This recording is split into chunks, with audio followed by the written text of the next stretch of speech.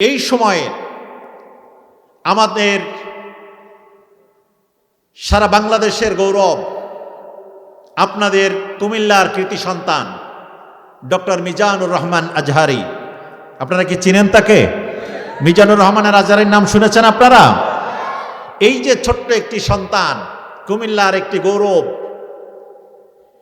এই মিজানুর রহমান আজহারি বাংলাদেশের যে এরিয়াতেই যায় না কেন মানুষ পঙ্গপালের মতন করে ছুটতে থাকে। মানুষ মনে হয় যে সম্প্রতি ৩-৪ দিন আগে যশোরের একটি মাহফিল হয়ে গেল, বিভিন্ন অনলাইন মিডিয়ার মাধ্যমে আসছে যে 18 থেকে 20 লক্ষ মানুষ সেখানে জমায়েত হয়েছে। সুবহানাল্লাহি বিহামদি। এটা কি মিজানুর রহমানের ব্যক্তির আকর্ষণে না কোরআনের আকর্ষণে? বলেন। কোরআনের আকর্ষণে। আল্লাহ রাব্বুল আলামিন তার মর্যাদাকে আরো উত্তর বৃদ্ধি করে দিন, সকলে বলে আমিন। এবং কুমিল্লার নামকে আল্লাহ রাব্বুল আলামিন বিশ্বব্যাপী ছড়িয়ে দেওয়ার ব্যবস্থা করুন, বলে আমিন। সম্মানিত উপস্থিত সুধী মণ্ডলী, লোকমান হাকিম তার প্রতিটি কথা ছিল অত্যন্ত টাচি, অত্যন্ত মজাদার কথাগুলো বলতেন, খুবই দামি দামি কথা বলতেন। এই কথাগুলো শুনে মানুষ উপকৃত হতো এবং তার কথাগুলো শোনার জন্য পঙ্গপালের মতো মানুষ আসা শুরু হলো। পর্যায়ক্রমে ওই দেশের তৎকালীন শাসকের কাছে মেসেজ গেল যে এই রাখাল বালক লোকমান কিন্তু চমৎকার চমৎকার কথাবার্তা বলে, তার কথা নাকি খুব দামি দামি কথা বলে। বাদশাহ একদিন বলল যে তাকে ডেকে নিয়ে আসো। বাদশাহর দরবারে নিয়ে আসা হলো। বাদশাহর দরবারে যখন নিয়ে আসা হলো, লোকমানকে বলল, আচ্ছা তুমি তো অনেক বিজ্ঞ মানুষ, তুমি একটি ছাগল তাকে দিয়ে দেওয়া হলো বা বকরি তাকে দিয়ে দেওয়া হলো, বলল যে এই বকরিটা জবাই করো। জবাই করার পরে এই বকরিটা ঝুড়ে কুটে সব কমপ্লিট করার পরে এই বকরির ভিতরে সব থেকে মূল্যবান যে অংশটুকু আছে, সব থেকে দামি যে অংশটুকু আছে, সেইটুকু তুমি নিয়ে আসো।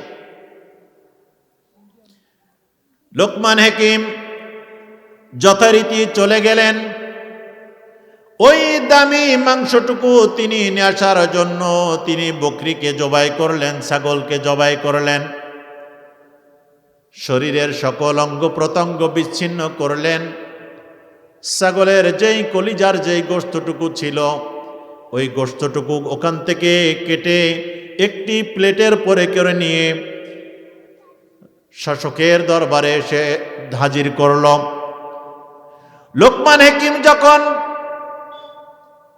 শাসকের দরবারে ওই কলিজার গোশতটুকু নিয়ে এসে জমা করল, বলা হলো এই গোশতটুকুর মাধ্যমে, এই মাংসটুকুর মাধ্যমে তুমি কি বুঝাতে চাইলে? বললে যে বাদশাহ, আপনি যেই মাংসটুকু, দামি মাংসটুকু চেয়েছিলেন, সেই দামি মাংসটুকু আমি আপনার সম্মুখে নিয়ে আলাম। আবার বলল, 1 সপ্তাহ পরে আবার বলল, আরেকটি বকরি নিয়ে যাও। ওই বকরির ভিতরে সব থেকে খারাপ যে মাংসটুকু আছে, সেই মাংসটুকু তুমি কেটে নিয়ে আমার সামনে নিয়ে আসো। আবার তিনি গেলেন, বকরিকে তিনি জবাই করলেন, শরীরের অঙ্গ প্রত্যঙ্গ সব ছিন্ন বিচ্ছিন্ন করলেন। আবার কলিজাটুকু কেটে আরেকটি প্লেটের পরে নিয়ে হাজির করলেন। বললেন যে কি ব্যাপার, কিছুই তো বুঝলাম না। সেই দিনও কলিজার ওই মাংসটুকু কেটে নিয়ে হাজির করলে, আবার আজকেও ওই কলিজার মাংসটুকু নিয়ে হাজির করলে। দুইটা জিনিসই তো একই জিনিসের ভিতরে, কোনটা দামি, কোনটা ভালো আর কোনটা খারাপ, কিছুই তো বুঝলাম না। বললেন, মাননীয় বাদশাহ মহোদয়, প্রতিটি মানুষের ভিতরে আল্লাহ রাব্বুল আলামিন তার ভিতরে একটি কলিজা বা বিবেক দিয়েছেন। ওই মানুষের বিবেকটা যদি ভালো হয়ে যায়, ওই অংশটুকু যদি ভালো হয়ে যায়, তার দ্বারা দুনিয়ার ভালো কাজ হতে থাকে। আর ওই মানুষের কলিজাটুকু যদি খারাপ হয়ে যায়, তার দ্বারা দুনিয়ার খারাপ কাজ সংগঠিত হতে থাকে। কোন মানুষ যখন তার এই কলিজার মাধ্যম দিয়ে ভালো জিনিসের পরিবর্তে খারাপ জিনিস গ্রহণ করতে থাকে, তখন তার দ্বারা চুরি, ডাকাতি, ছিনতাই, রাহাজানি, লুণ্ঠন, মানুষ হত্যা, জুলুম করাটাকে তার কাছে তখন বৈধ হয়ে যায়। কথা ঠিক কিনা বলেন? ঠিক পক্ষান্তরে কোন মানুষ যখন তার অন্তরের ভিতরে আল্লাহওয়ালা হয়ে যায়, অন্যের অধিকারের ব্যাপারে সচেতন হয়ে যায়, অন্যের হকের ব্যাপারে সচেতন হয়ে যায়, আমানতের ব্যাপারে সচেতন হয়ে যায়, আল্লাহর ইবাদতের ব্যাপারে সচেতন হয়ে যায়, ওই অংশটুকু যার ভালো হয়ে যায়, আল্লাহ রাব্বুল আলামিন তার গোটা জিন্দেগীর আমলগুলোকেও ভালো করে দেয়। লুকমান হাকিম একজন প্রজ্ঞাপূর্ণ মানুষ ছিল। আল্লাহ রাব্বুল আলামিন লুকমানকে যে জ্ঞান দান করলেন, সেই জ্ঞানের ব্যাপারে আল্লাহ রাব্বুল আলামিন বললেন, ওয়ালাকাদ আতাইনা লুকমানাল হিকমা আনিশকুর লিল্লাহ। আল্লাহ রাব্বুল আলামিন বলছেন, ওয়ালাকাদ আতাইনা লুকমানাল হিকমা, আমি লোকমানকে দান করেছিলাম কি? প্রজ্ঞা দান করেছিলাম, জ্ঞান দান করেছিলাম। আমাদের সমাজের মানুষের ভিতরে যখন কিছু টাকা পয়সা হয়, একটু লেখাপড়া, কিছু ডিগ্রি যখন তার হাতে আসে, এক সময় সে খুব গরিব ছিল, এখন তার হাতে কিছু টাকা পয়সা এসেছে, কিছু সামাজিক রাজনৈতিক কিছু পাওয়ার তার হাতে এসেছে, এই সময় সে আস্তে আস্তে দেমাগী হয়ে ওঠে। আপনাদের এলাকায় তো এই ধরনের লোক নাই? আছে?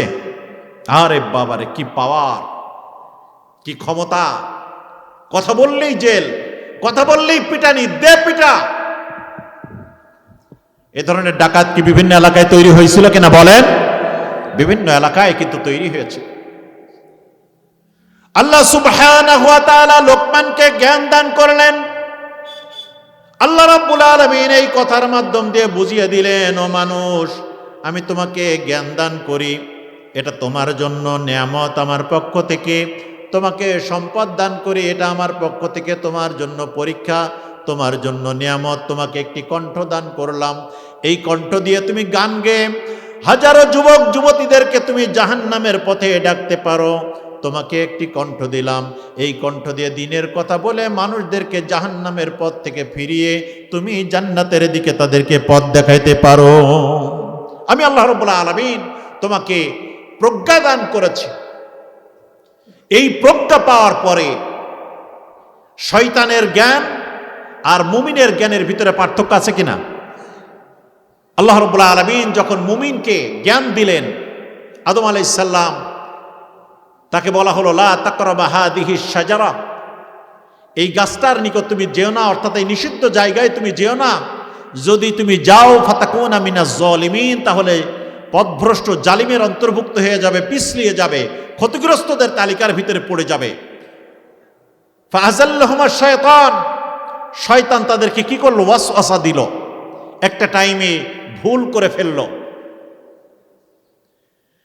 আদম আলাইহিস সালাম যখন বুঝতে পারলেন, জ্ঞানী মানুষের কথা প্রসঙ্গে বলা হলো, আদম আলাইহিস সালাম যখন ভুল করে ফেললেন, বুঝতে পারলেন, সাথে সাথেই তিনি তওবা করলেন।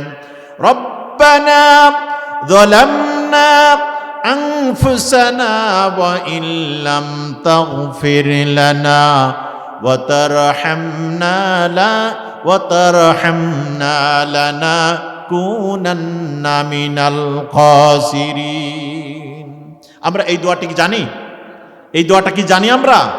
সবাই বলেন, রব্বানা যালামনা আনফুসানা ওয়া ইল্লাম তাগফির লানা ওয়া তারহামনা লানাকুনান্না মিনাল খাসিরিন। ইয়া রাব্বুল আলামিন, আমি আমার পরে জুলম করেছি, ভুল করে ফেলেছি। ইয়া রাব্বুল আলামিন, তুমি যদি আমার পরে করুণা না করো, রহমত না করো, তাহলে আমি ক্ষতিগ্রস্তদের ভিতরে অন্তর্ভুক্ত হয়ে যাব। রব্বুল আলামিন, তুমি আমাকে ক্ষমা করে দাও। এটা কার কথা? মুমিনের কথা। আল্লাহ রাব্বুল আলামিন যখন ফেরেশতাদেরকে নির্দেশ করলেন আদম আলাইহিস সালামকে সিজদা করতে, আর ওই ফেরেশতাদের তৎকালীন সময়ের সর্দার ছিলেন আজাজিল, তিনি বললেন, অহংকার করলেন, খলাকতুহু মিন তিন, ওকে মাটি দিয়ে তৈরি করা হয়েছে। খলাকতানি মিনান নার, আমাকে আগুন দিয়ে তৈরি করা হয়েছে। মাটির ধর্ম হলো নিচের দিকে যায়, আর আগুন হলো উপরের দিকে থাকে। সুতরাং আনা খৈরুম মিনহু, আদমের থেকে আমি উত্তম। আল্লাহর সাথে আর্গুমেন্ট শুরু করলো। শয়তান কি করে? আর্গুমেন্ট শুরু করে দিল আল্লাহর সাথে, না আমি তো মানুষের থেকে উত্তম, সুতরাং ফেরেশতা হোক পৃথিবীর সব যদি আদমকে সেজদা করে, আমি আদমকে সেজদা করব না। তিনি নিজেকে বুদ্ধিজীবী সাজালো। এই বুদ্ধিজীবী সাজিয়ে আদম আলাইহিস সালাম তিনি নিজেকে বিনয়ী করলেন, তিনি ফিরে আসলেন, আল্লাহ রাব্বুল আলামিন তাকে ক্ষমা করলেন। আর শয়তান কি করলো? তিনি আল্লাহ রাব্বুল আলামিনের সাথে আর্গুমেন্ট করলেন যে না আমি তো মানুষের থেকে উত্তম, কারণ ওকে মাটি দ্বারা সৃষ্টি করা হয়েছে আর আমাকে কি দ্বারা সৃষ্টি করা হয়েছে? আগুন দ্বারা সৃষ্টি করা হয়েছে, সুতরাং আমি তো তার থেকে উত্তম। আর্গুমেন্ট করলো। আল্লাহ রাব্বুল আলামিন বললেন যে তুমি জালেমদের অন্তর্ভুক্ত হয়ে গেলে, পথভ্রষ্টদের অন্তর্ভুক্ত হয়ে গেলে, ক্ষতিগ্রস্তের ভিতরে অন্তর্ভুক্ত হয়ে গেলে। লোকমান হাকিমকে আল্লাহ রাব্বুল আলামিন প্রজ্ঞাদান করলেন। সেই প্রজ্ঞাদান করার পরে তিনি বলছেন কি কথা? আল্লাহ রাব্বুল আলামিন কোরআনুল কারীমে কোট করলেন, وَلَقَدْ آتَيْنَا لُقْمَانَ الْحِكْمَةَ أَنِ اشْكُرْ لِلَّهِ وَمَنْ يَشْكُرْ فَإِنَّمَا يَشْكُرُ لِنَفْسِهِ وَمَنْ كَفَرَ فَإِنَّ اللَّهَ غَنِيٌّ حَمِيدٌ। আল্লাহ রাব্বুল আলামিন বলছেন যে কৃতজ্ঞতা, জ্ঞান পাওয়ার পরে, সম্পদ পাওয়ার পরে কৃতজ্ঞতা পোষণ করে, সে মূলত তার নিজের কল্যাণের জন্যই কৃতজ্ঞতা প্রকাশ করে, পোষণ করে থাকে। আমি আপনাদের কাছে জানতে চাই, আমরা যারা প্রতিদিন 5 ওয়াক্ত সালাত আদায় করি, প্রতিদিন যারা 5 ওয়াক্ত সালাত আদায় করি, এই সালাত আদায় করলে সন্তুষ্টি অর্জন হয় আল্লাহ সুবহানাহু ওয়া তাআলার, কিন্তু উপকারটা দিন শেষে কার বলেন তো? একটু সবাই বলেন, উপকারটা দিন শেষে কার? উপকার কিন্তু নিজের। আমি যে সিয়াম সাধনা করি, রোজা রাখি, খুশি হয় আল্লাহ, কিন্তু দিন শেষে উপকারটা কার? আমরা যে দান সদাকা করি, খুশি হয় আল্লাহ, কিন্তু দিন শেষে উপকারটা কার? উপকার কিন্তু আমার। কিন্তু যিনি সদাকা দেন না, সালাত আদায় করে না, সিয়াম সাধনা করে না, আল্লাহ রাব্বুল আলামিনের অবাধ্য হয়ে চলে, দুনিয়াতে মনে হয় এই লোকের গাড়িও আছে, বাড়িও আছে, সম্পদও আছে, নেতৃত্বও আছে, ক্ষমতাও আছে,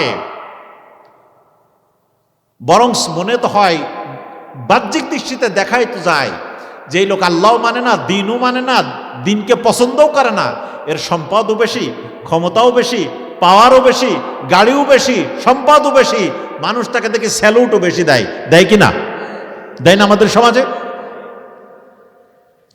আল্লাহ সুবহানাহু ওয়া তাআলা এমন সম্মান, এমন ইজ্জত, এমন পাওয়ার, এমন মর্যাদা ফেরাউনকেও দিয়েছিল। দিতে দিতে 1 বছর নাই, 2 বছর নাই, 1750 বছর পর্যন্ত তাকে হায়াত বাড়িয়ে দিয়েছিল, বহুগুণ বাড়িয়ে দিল। দ্বিতীয় রামসেস থেকে শুরু করে বাড়িয়ে দিল। বাড়িয়ে দিতে দিতে তার সম্পদ, তার অর্থ, তার বৃত্ত, তার পাওয়ার দিতে দিতে এমন একটা জায়গায় চলে গেল, তিনি বলে বসলেন, আনা রব্বুকুমুল আ'লা, আমি এই জগতের, বিশ্ব জগতের প্রভু হয়ে গেছি। এই ধরনের 2-4 বছর, 10-15 বছরের ক্ষমতা পাওয়ার পরে আমাদের দেশের মানুষেরাও কিন্তু কেউ কেউ বলে বসে, পানি বন্ধ করে দিব, খাওয়া বন্ধ করে দিব, বিদ্যুৎ বন্ধ করে দিব। এই কথাগুলো বলতো কিনা? একটা আওয়াজ করে বলেন, বলতো কিনা? এই কথা কিন্তু বলতো। আমার আল্লাহ রাব্বুল আলামিন বললেন, আমি তোমার ক্ষমতা দিই, জ্ঞান দিই, হিকমত দিই, অর্থ দিই, পাওয়ার দিই। তুমি যদি জ্ঞানী হয়ে থাকো তাহলে তোমার উচিত হয়ে যাবে এই সবগুলো পাওয়ার পরে আমি আল্লাহ রাব্বুল আলামিনের পরে খুশি হয়ে সিজদায় চলে যাওয়া। আর যদি তুমি এটা না করে দাম্ভিক হয়ে যাও, তাহলে আমি আল্লাহ রাব্বুল আলামিন বললাম, মাকারু ওয়া মাকারাল্লাহ আল্লাহু খায়রুল মাকিরিন। তুমি আল্লাহ রাব্বুল আলামিনের এই ক্ষমতার পাওয়ার নিয়ে বড়াই করতে থাকো, আল্লাহ রাব্বুল আলামিনও কিন্তু তিনি তার চক্রান্ত করতে থাকেন। দিন শেষে কিন্তু রান্না করা ভাতও কিন্তু আমি বরাতে, কথা বলেন না কেন, রান্না করা ভাতও কিন্তু সময় মতো আমি বরাতে তোমাকে রাখবো না। আরে দেখেন, এই যে আমরা সম্প্রতি তো দেখলাম, আরে বাবারে বাবারে, একেবারে পাড়া থেকে শুরু করে সংসদ ভবন পর্যন্ত 8-10 স্তরের কমিটি, কথা ঠিক কিনা বলেন, একেবারে মেম্বার চেয়ারম্যান সব কিছু দিয়ে এমন ভাবে সেট হলো, হাত উপরে উঠতে উঠতে উঠতে উঠতে সব আলেমদেরকে দিয়ে দিয়ে সব অঞ্চলগুলো ভরে ফেলা হলো, জেলখানাগুলো ভরে ফেলা হলো, মাঠ ময়দানগুলো গুলি করে করে ফাঁকা করে ফেলা হলো। আল্লাহ রাব্বুল আলামিন কোত্থেকে আবাবিল নামক ছাত্র নামের পরিচয় দিয়ে কাদেরকে নিয়ে আসলেন, এমন ভাবে থাবড়ানো শুরু করলো, এক রাত্রে আধা ঘন্টার ব্যবধানে 300 এমপি পালাতক। কথা বলেন কেন? 300 এমপি পালাতক, 64 ডিসি পালাতক, এসপি পালাতক, এমনকি বাইতুল মুকাররমের মাওলানা খতিবও পালাতক। আল্লাহ রাব্বুল আলামিন বলছেন, আমি হিকমত দিই, প্রজ্ঞা দিই, এটা তোমার জন্য আমার পক্ষ থেকে ক্ষমতা দিই, এটা কি আমার পক্ষ থেকে তোমার জন্য কিন্তু করো না, আমি তোমাকে পরীক্ষা করার জন্য এগুলো দিলাম। তুমি যদি গোটা জনতার বিরুদ্ধে দাঁড়িয়ে যাও, আল্লাহ রাব্বুল আলামিন কোত্থেকে, এইবার হজে যাওয়ার পরেও আমরা হারামের ভিতরে বসে বসে কথা বলছি। একজন প্রশ্ন করছেন, তার বাড়ি গোপালগঞ্জেই, তিনি বলছেন যে হুজুর দৃশ্যমান কোনো সম্ভাবনা তো দেখছি না। তা আমাদের ভিতর থেকে একজন বলে উঠলেন যে দেখবেন এমন কিছু দিয়ে চেঞ্জ হবে যেটা এদেশের মানুষ কোনোদিন স্বপ্নেও চিন্তা করে নাই, স্বপ্নেও চিন্তা করে নাই।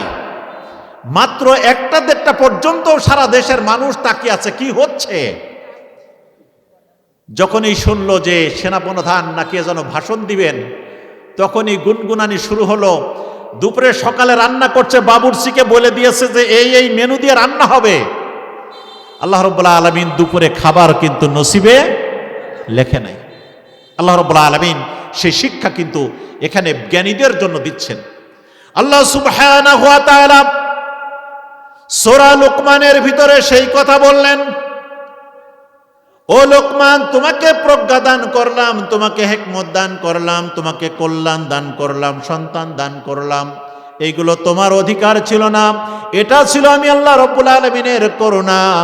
এই করুণা পেয়ে তুমি তোমার রবের প্রতি যদি সিজদা আদায় করো, তোমার রবের প্রতি যদি তুমি কৃতজ্ঞতা আদায় করো, তাহলে আমি আল্লাহ রাব্বুল আলামিন বলছি, লা ইন শাকারতুম লা আযীদান্নাকুম ওয়ালা ইন কাফারতুম ইন্না আযাবি লাশাদীদ।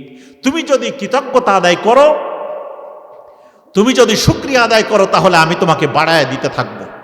আর যদি তুমি কৃতজ্ঞতা পোষণ না করে দাম্ভিক হয়ে যাও, আল্লাহর থেকে মুখ ফিরে নিতে চাও, তাহলে আমি আল্লাহ রাব্বুল আলামিন কিন্তু বড়ই কঠিন। আল্লাহ রাব্বুল আলামিন কোরআনুল কারীমের ভিতরে বলছে, ইন্না বাতশা রাব্বিকা লাশাদীদ, তোমার রবের ধরা কিন্তু অত্যন্ত কঠিন, অত্যন্ত ভয়ঙ্কর, অত্যন্ত পীড়াদায়ক।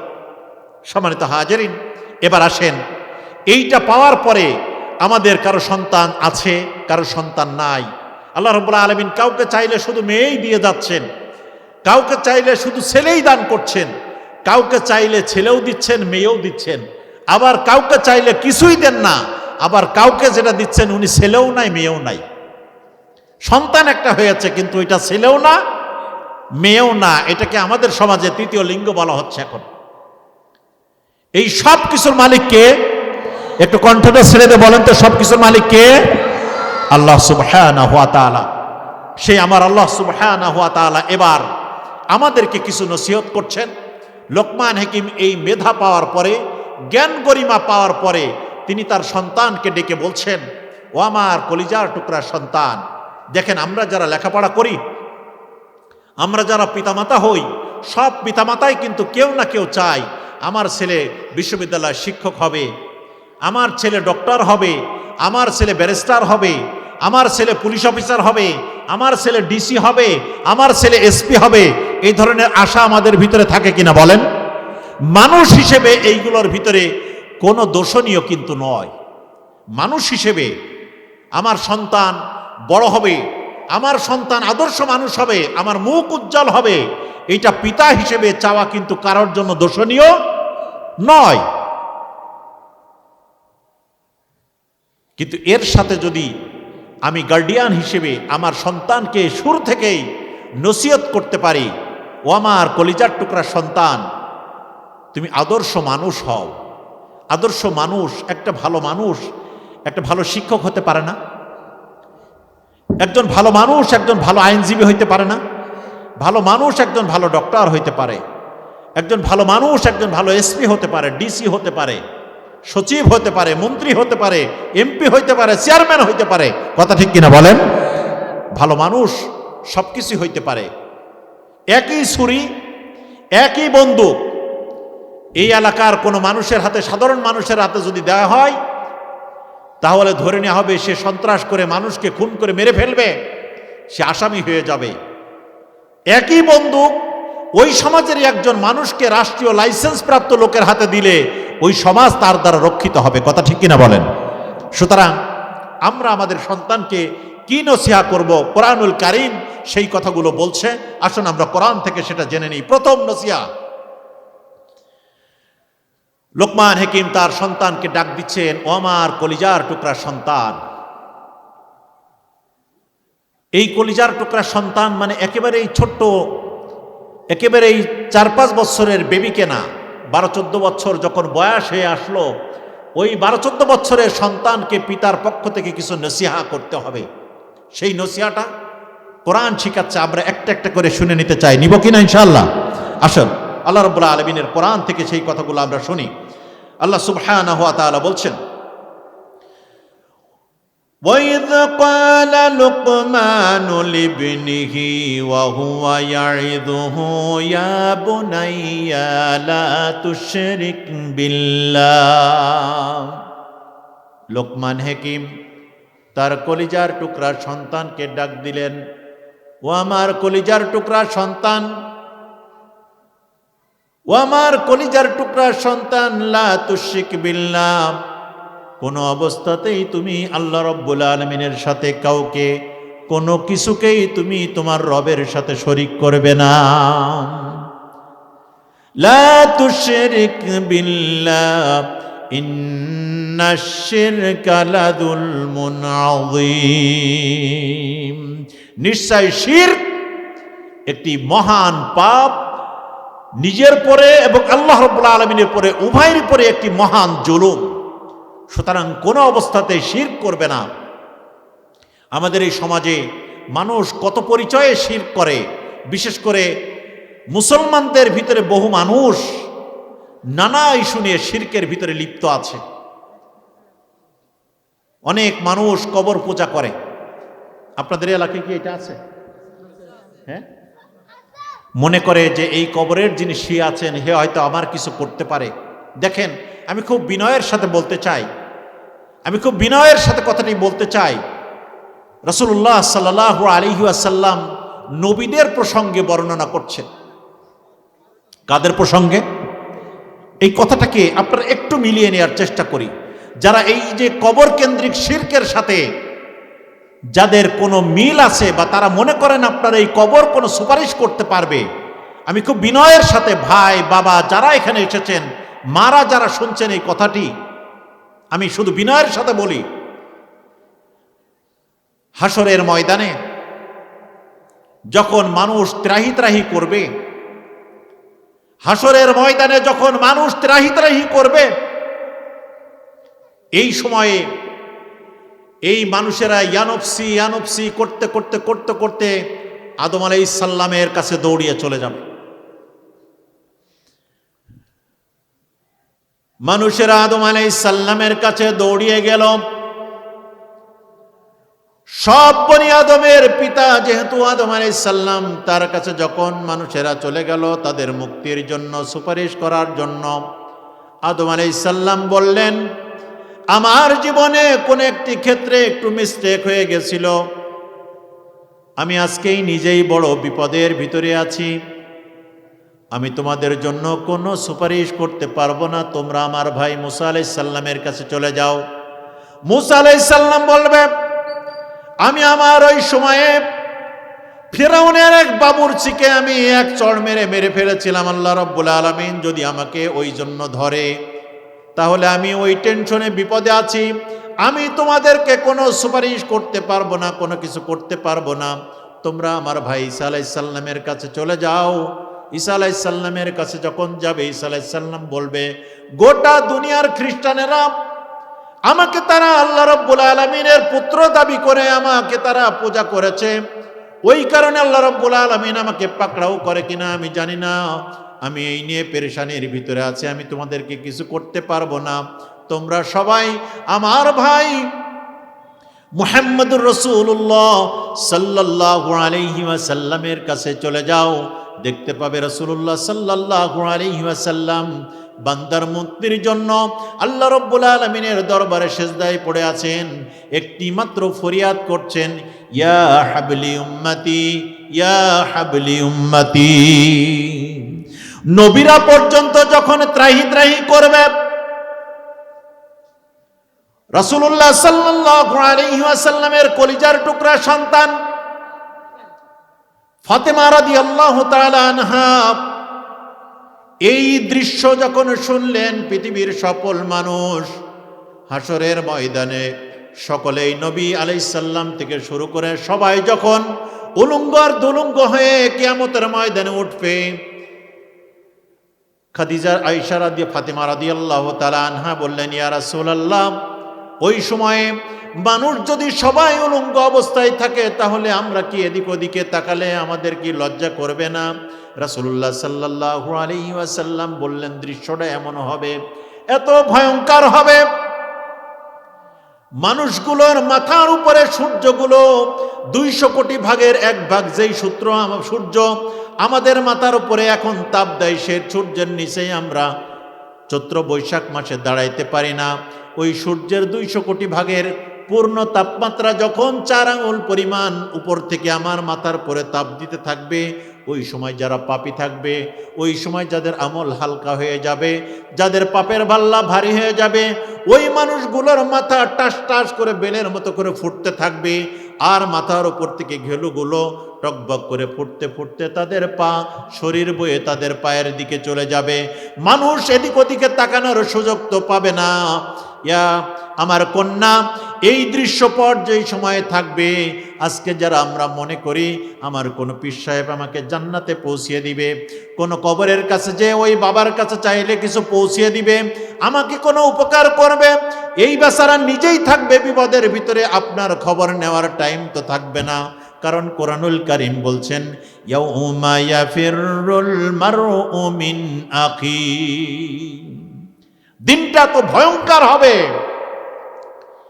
যেদিন আপনার কলিজার ভাই, আপনার নেতা, আপনার বোন, আপনার কন্যা সবাই যার যার মতো ভেগে পালাইতে থাকবে। পীর সাহেব তো বহু দূরের কথা, কথা ঠিক কিনা বলেন? সুতরাং এই ধারণা নিয়ে যদি কেউ মনে করেন যে অমোক দরবার আমার নাজাতের জন্য ফাইসালা হতে পারে, কোনো বিজ্ঞ প্রাজ্ঞ সহি আকীদার কোন আলেমের কাছে যদি আপনি দিন শিক্ষা করেন, উনি যদি কোরআন থেকে আপনাকে শিক্ষা দেয়, সেখানে 1000 বার আপনার জন্য যাওয়া ওয়াজিব, কথা ঠিক কিনা বলেন?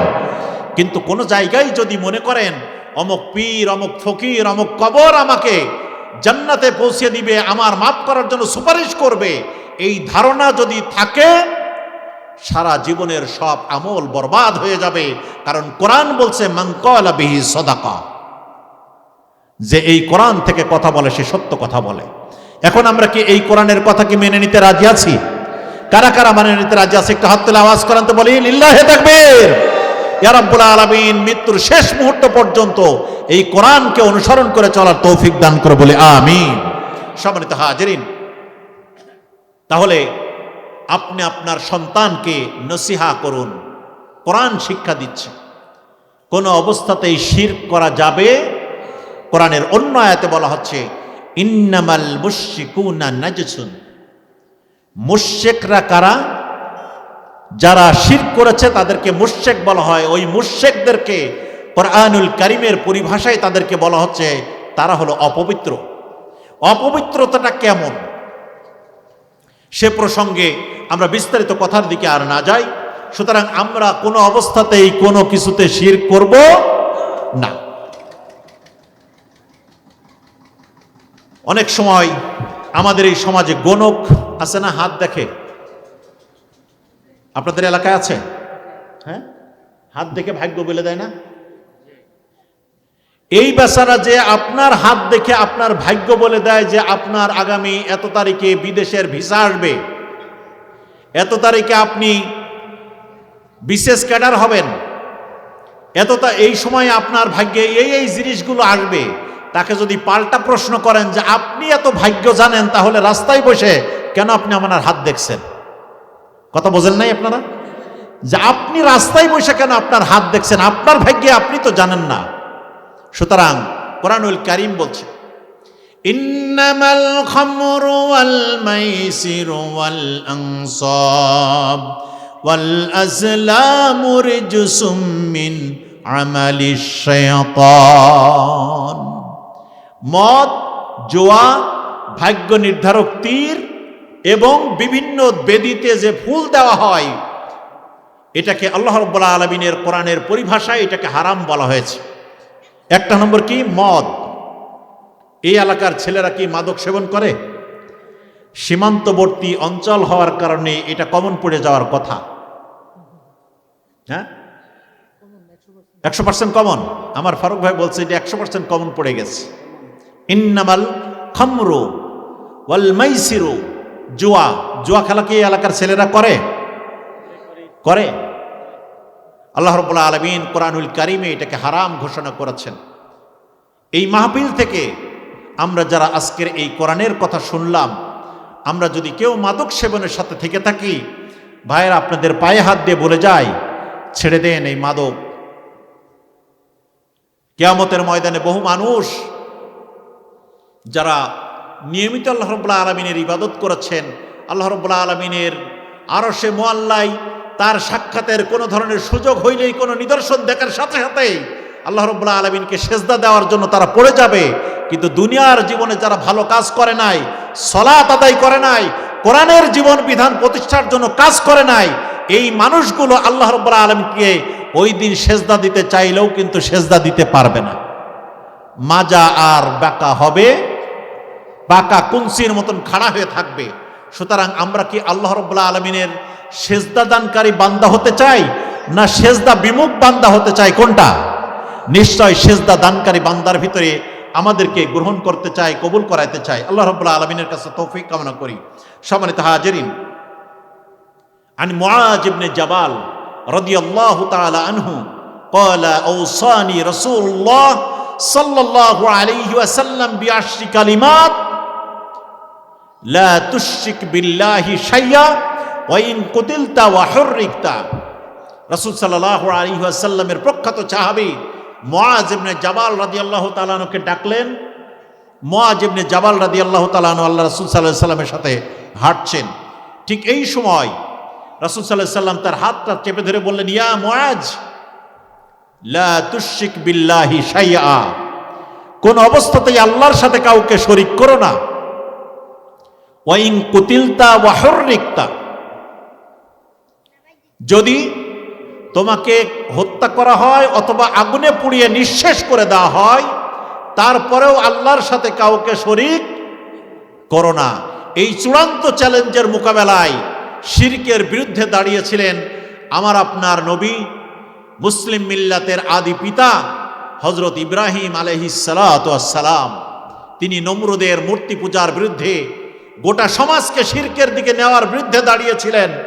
সেই সময় ইব্রাহিম আলাইহিস সালামকে নমরুদ তার গোটা প্রশাসন মিলে আগুনের ভিতরে নিক্ষেপ করলেন।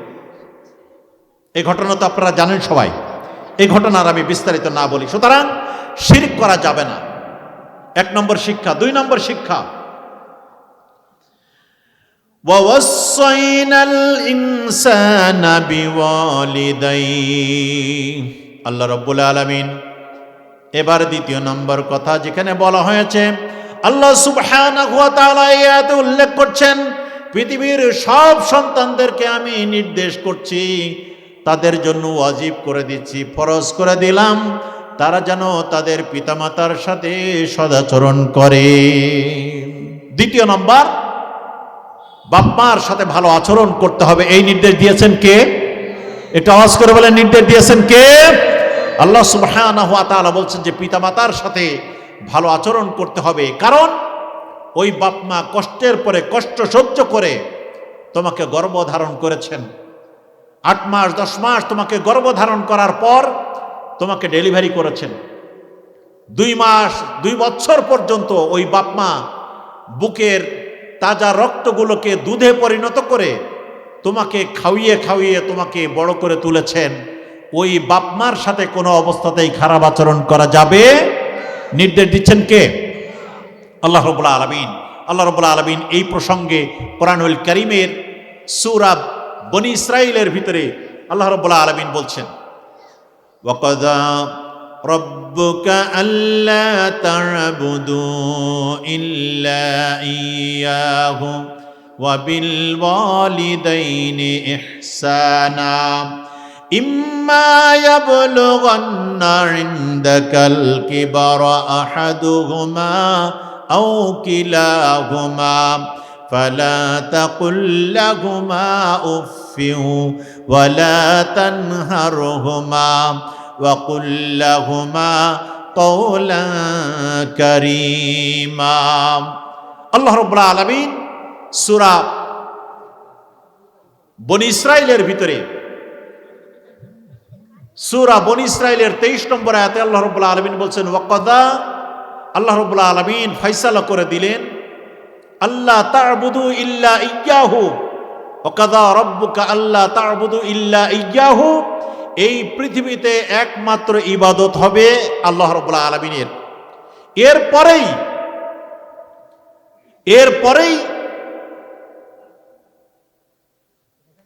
যদি পৃথিবীতে কাউকে কোনো ইজ্জত দিতে হয়, সম্মান দিতে হয়, মর্যাদা দিতে হয়, তাহলে সেই সম্মান, ইজ্জত, মর্যাদার প্রাপ্যের অধিকার কার? বাবা এবং মার। দ্বিতীয় নম্বর নসিহা। আল্লাহ সুবহানাহু ওয়া তাআলা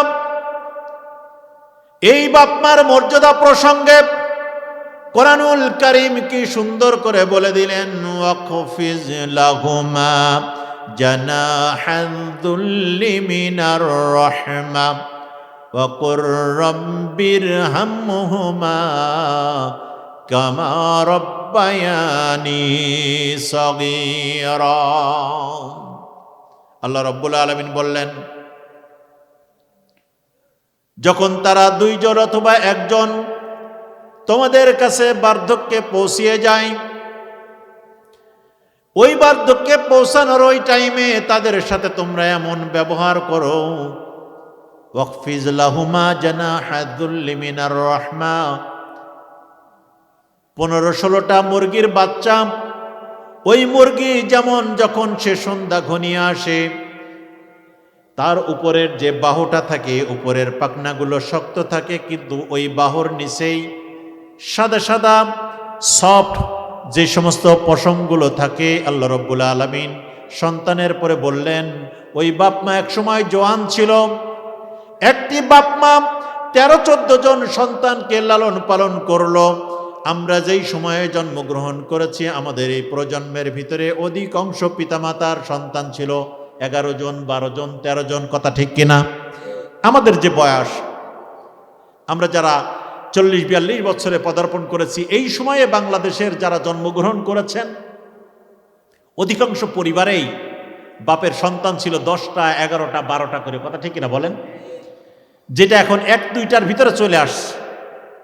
কারো 2টা, কারো 3টা, কারো 4টা, 5টা, 6টা শুনলে তো আমাদের চোখ বড় বড় হয়ে যায়। 6 সন্তান। আচ্ছা, আমি আপনাদের কাছে জানতে চাই, আজ থেকে 50 বছর বাংলাদেশ আগে বাংলাদেশের অর্থনৈতিক অবস্থা যা ছিল, ওই সময় তুলনায় এখনকার অর্থনৈতিক অবস্থা, যাতায়াত ব্যবস্থা, ইলেকট্রিসিটি, অন্যান্য সুযোগ সুবিধা কম না বেশি? অনেক বেশি না? আজ থেকে 20 বছর আগে এই রোডটা কি পাকা ছিল? ছিল না। গ্রামে গ্রামে কি বিদ্যুৎ ছিল? নিশ্চয়ই ছিল না। সেই সময়ে হালুয়া রাঁধছে তো রাঁধছে, কুমড়া রাঁধছে তো রাঁধছেই, রুটি বানাচ্ছে তো বানাচ্ছেই।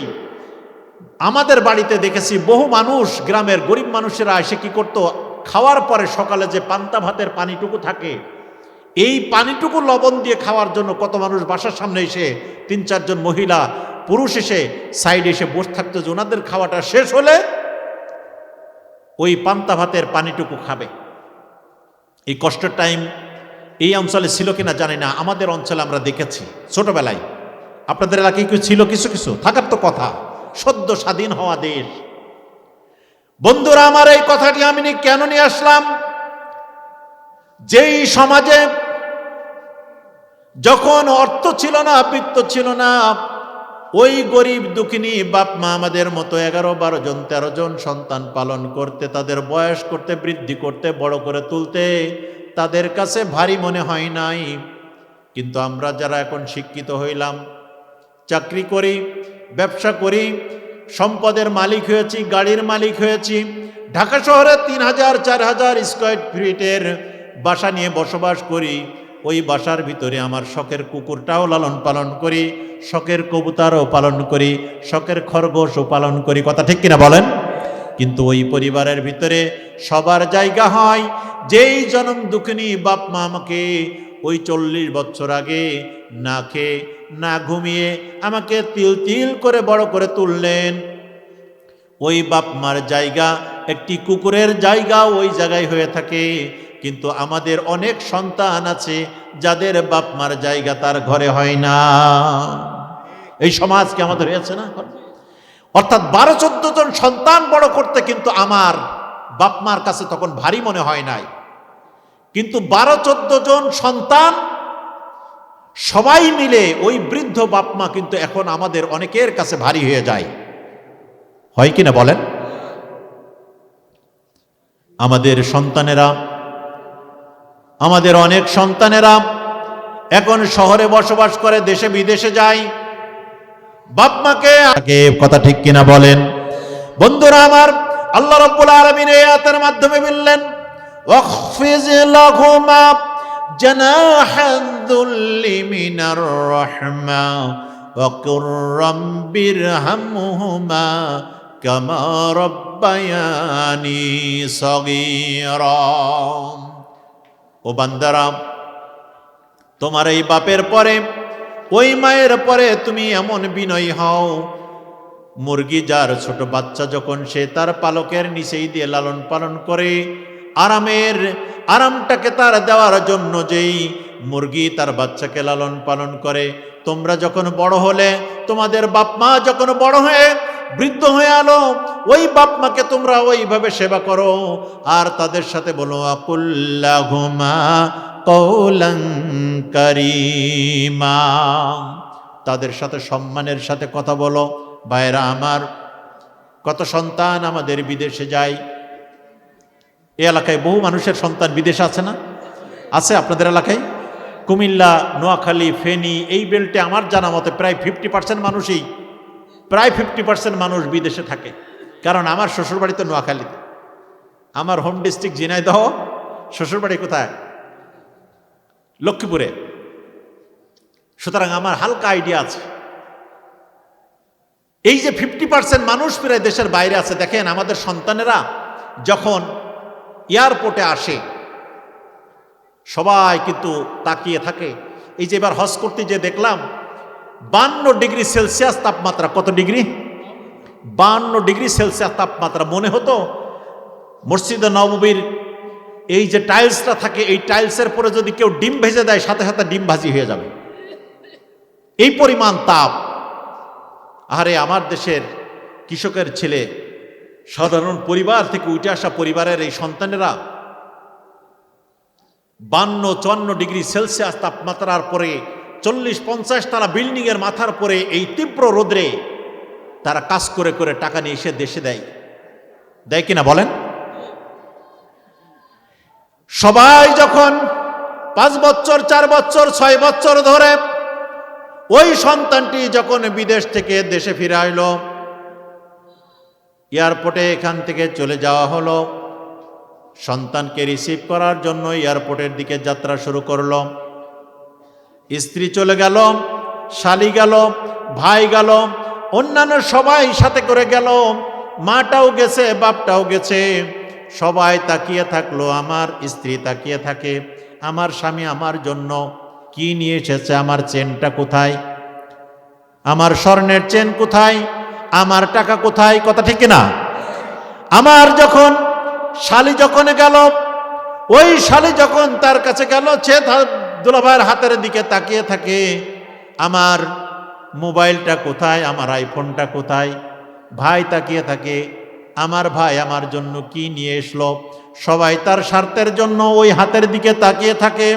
যেই মাকে আমি দাম দিই না, যেই মাকে আমি গুরুত্ব দিতে চাই না, কাউকে না জানিয়ে আমার ওই জনম দুঃখিনী মা একটি মুরগি জবাই করেছেন। এই মুরগি জবাই করলেন, মুরগি জবাই করে আমার ওই মা একটু ঝোল করে একটু তরকারি নিয়ে দুটো রুটি বানিয়ে ওই আসলের নিচেই করে ওই সন্তানের জন্য গেছে। ওই সন্তান, ওই সবাই যখন কোনো কিছু পাওয়ার জন্য ব্যস্ত, ওই